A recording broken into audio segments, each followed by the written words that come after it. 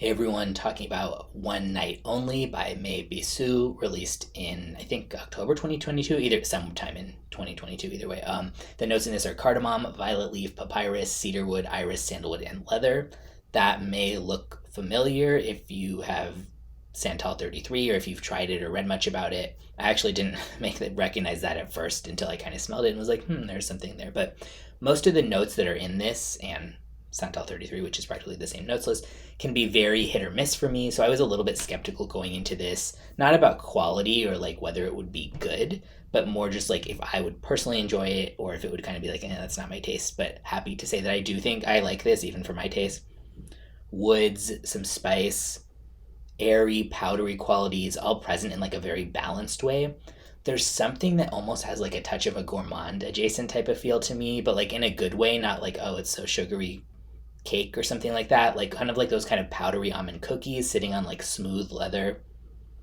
I do get a really slight hint of dill at times, I think from the cedar and sandalwood leather combination, the way it's done here, or at least the cedar and sandalwood a la Santal 33, which is known for, to some people's noses, smelling kind of like dill pickles almost. I do get that much more so actually from Santal 33. Not to the point where I think that's a bad scent or anything, but I get it, the dillness, more from that than I do from this.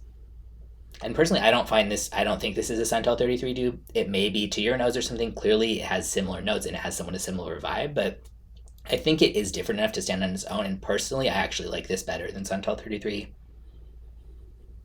There's something I just find kind of surprisingly captivating about it that I really did not expect going into it. Yeah, it keeps kind of getting better every time I smell it. So I liked it at the beginning, and then I still like it as it's kind of changing hours into it.